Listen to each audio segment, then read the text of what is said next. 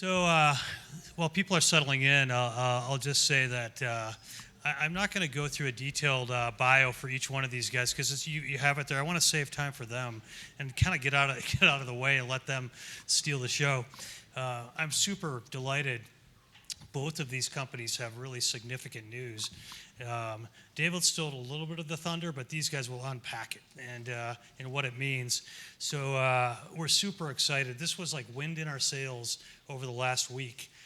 We watch these companies and pray for these things, and when they happen, it often means they can double in size or have a significant turn in towards more positive EBITDA and growth. Bo Milliken is a guy that I really have grown to admire. Him and Quinn and another Ugandan guy are the co-founders of Kijani Forestry. And we first met this company, I think David did, at a Lion's Den event 2-3 years ago. And we followed them carefully. They weren't really a fit for us. They were doing these tree planting contracts, planting millions of trees. And they figured out how to get paid to do that. And there's all these green organizations that are interested in doing that.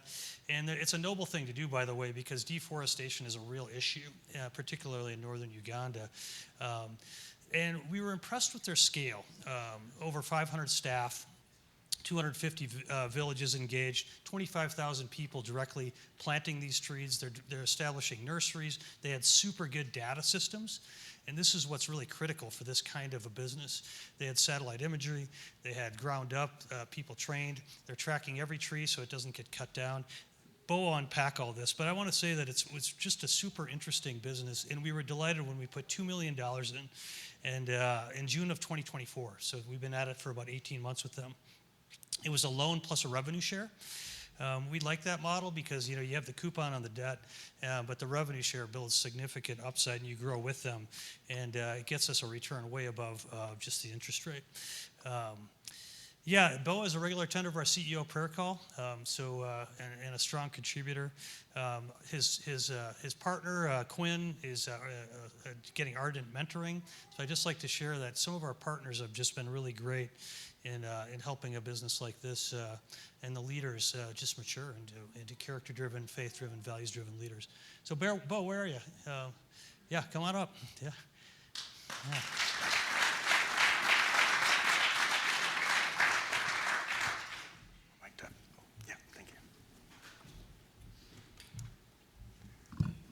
All right. Hey, everybody. How we doing? Caffeinated, all that good stuff? POA. There we go. There we go. Well, my name, as John said, is I'm Bo Milliken. I'm one of the co-founders of Kijani Forestry. Thanks for letting me come up here and bark at you for a little bit. I'm here to just pine for your attention. This presentation won't branch out too far, so you can collectively groan. I had a list of these written. Believe me, I really reduced it, but this is the truncated version. So just one left. All right. So before I jump into Kijani's roots, I'm going to tell the story about Alex.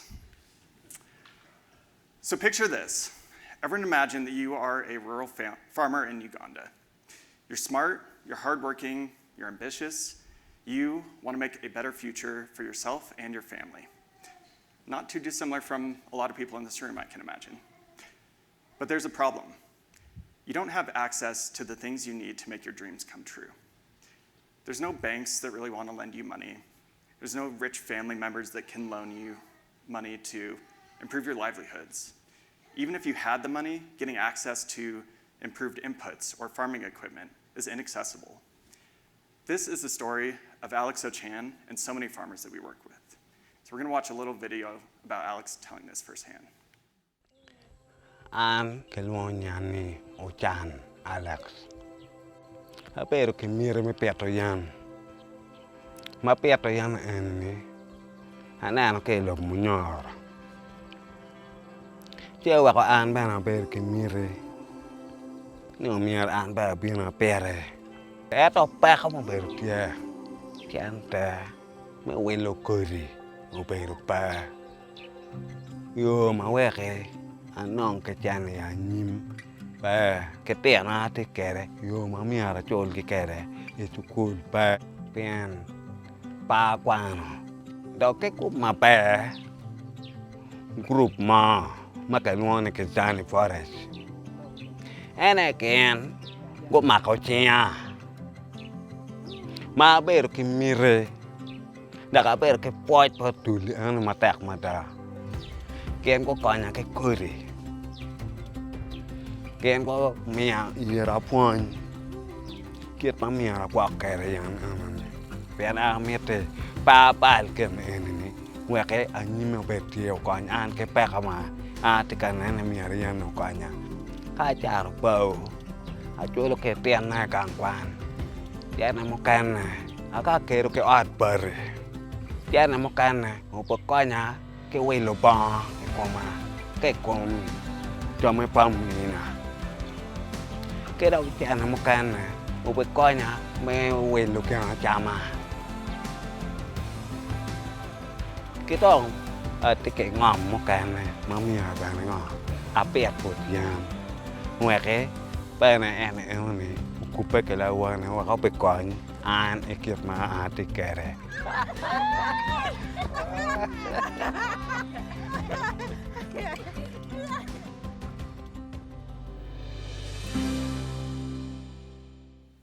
So as you guys saw, Alex is a tremendous individual who was inspired to work with us even before we existed.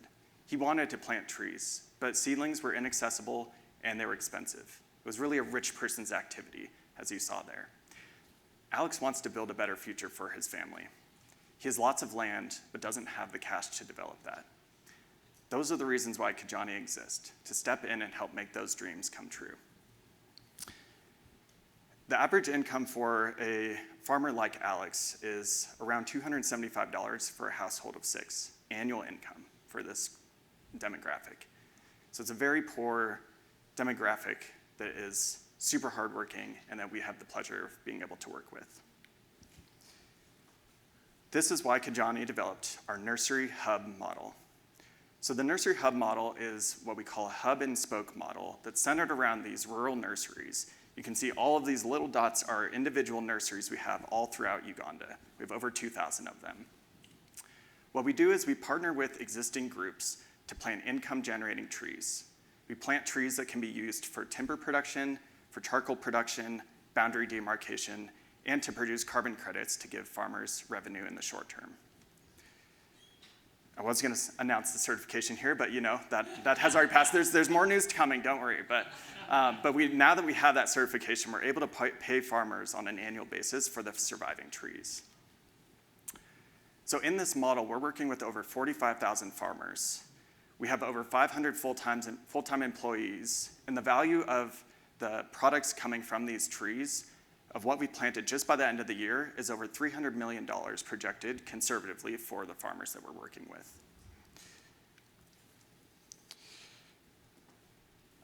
Sorry, one more note. So for those survival payments for Alex, that we were able to pay Alex $121 just for the survival payment for the trees that he's planted with us. So that's about 44% of what an annual income would be for a farmer in his situation, just even before any trees have been cut down.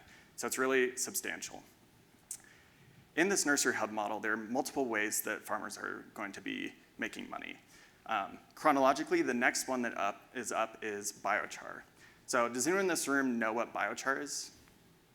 All right, we got a few people, awesome. So biochar is a material that acts like a sponge that absorbs nutrients and water and then gives them to trees or crops when they're needed.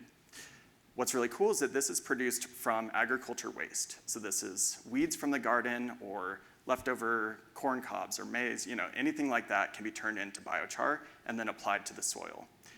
It's a really good storage of carbon, so we're able to get carbon credits for that as well, which some other exciting news, the day after we got the Vera certification, we got certified for our biochar credits. So there we go, some more good news. So building on the momentum. So we got our certification September 19th, and really looking to pilot this in this next, scale this up in this upcoming dry season, which starts in December. The next part of this model, which really is Kijani's origin story, is charcoal. So why charcoal? So charcoal, as many of you may know, maybe from firsthand experience or some of these partnerships, is that charcoal has been the primary way that so many urban and even peri-urban households do all of their cooking. And it's used because it's dependable and it provides a lot of flavor to the food. There are alternatives out there. People can cook with gas, electricity, but that's not preferred and it's not really that dependable. Personally, when I lived in Gulu, there was a time where there just wasn't gas in town, so I just ate out all the time. But that's not a luxury that a lot of people have, so people really depend on charcoal for that. So we plant trees that can grow quickly and can regenerate after harvesting. And so what that means is you cut it down literally almost to a stump and it'll regrow from the same root structure. And then what we do is that we work with farmers to improve the methods and the technology used to produce that charcoal. So they can get 50 to 80% more charcoal from the same amount of wood, all using the trees that we plant with them, and they regenerate with more wood. After 3 years, they can harvest that again. So it turns this extraction activity into a sustainable income for these farmers. And environmentally, that's saving other trees from these native forests from being cut down. And finally, expanding into timber production. So timber has been really something that we've been surprised at how many farmers really want to prioritize timber. Timber's being seen as a kind of a savings account for farmers. There are other ways to make short-term income, but when people see a stand of trees, that really represents wealth. That represents actually breaking the cycle of poverty, because you don't need to harvest that at a certain time. It obviously can grow a bit too big, but it really acts as a way of like, oh, my kid is going to school this year. I want to cut down 5 trees, and that will fund that. So farmers are really inspired to plant these timber trees because they grow quickly. We plant native species that grow really well, and they really act as this ability to, break the cycle of poverty.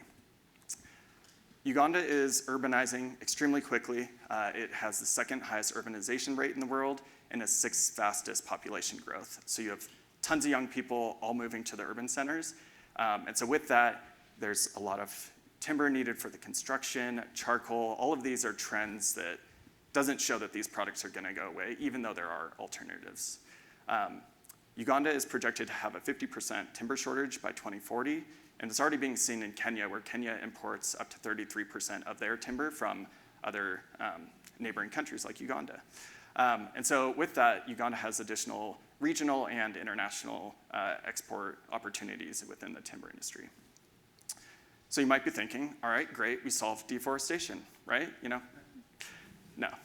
So with that, what we do is we work with farmers on an annual basis. And so because the farmers that we're working with have a lot of land, an average land holding size of 10 acres, we're able to work with the same farmers year over year.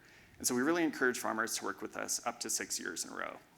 If farmers are able to do that within a decade, that we project that we can increase their income by 18-fold by the end of the decade. And this is not a decade-long project. These are trees, they take a while.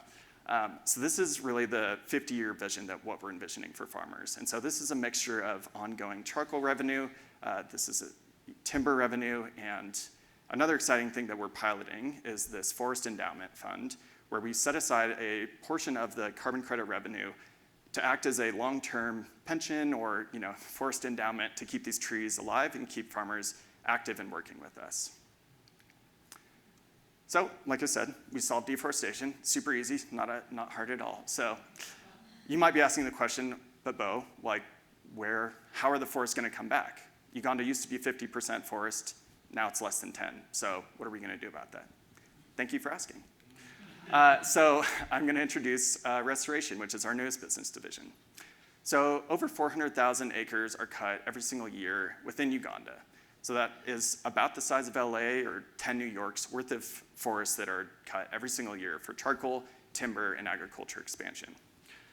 So with that, we're trying to address all the market demands for the reason why the forests are being cut down by all of the different ways that we're working with nursery hubs. And so what we're doing is that we're planting native species, we're growing them on degraded plots, and we're doing that in a way that really focuses not on fast-growing eucalyptus that's not native to Uganda, but what is the forest, what did it look like before it was cut down? So in 2023, we started a pilot where we leased 500 acres, we started regenerating the forest. You can kind of see the demarcation of where we were starting to restore things. That was a photo from about a month ago. And so even after 2 years, we're starting to see the native forest come back. In 2024, we iterated on that. We took some of the learnings, we started improving that. And then 2025, we expanded onto another 500-acre site, really as a proof of concept of testing out the economies of scale and how we can do this most efficiently. In 2026 and beyond, we really are planning a massive scale-up of this. There's a lot of opportunity, tons of degraded land, and a lot of interested landowners that really want to enter into this partnership with us. So you also might be asking, okay, forests are cool and all, but like, how are you gonna make money if you don't cut down the trees, right? I'm not a tree-loving hippie, so you might have some ideas that this is through carbon credit revenue. So there's been a growing interest in native forest carbon removal credits from tons of different corporations. Microsoft has been leading the way. But with that, there's been significant demand for these credits that really show a focus on the communities and the native species growing back.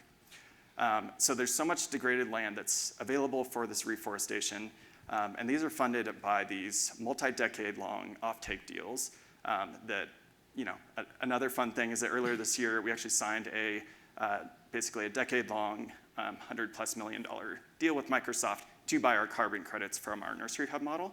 And so we would look to do the same for this forest restoration work. And for those who haven't been in Uganda, it might be hard to believe, but this is a tree that on the left is just a year old and then 2 years old. So it, hard to believe, but yeah, it is a real photo. I saw the tree. So just to talk a little bit about carbon credits. Carbon credits are this growing market, and so this chart really shows, it might be a little bit small, I apologize, but this really shows the number of long-term offtake deals that have been done over the last 2.5 years. So there's a large growing demand of these multi-decade offtake deals, which allow for kind of more sophisticated investments similar to oil and gas or energy, where you have a guaranteed buyer for goods, and then you're able to finance that with debt or other financial provisions in order to make these projects happen. So in this, there's estimates that the size of the carbon markets would be up to $35 billion by the end of this decade, and potentially up to $250 billion by 2050. So where are we headed? We as Kijani, we want to be the world's largest and most impactful tree planting company out there. We want to maximize our impact to farmers. We want to impact, the tens, if not hundreds of thousands of other people just like Alex, who really want to make a better future for their families. That's who we are. We as Kijani believe that God has brought us all together with all of our unique skills coming together so that we can grow a better future. Thank you so much.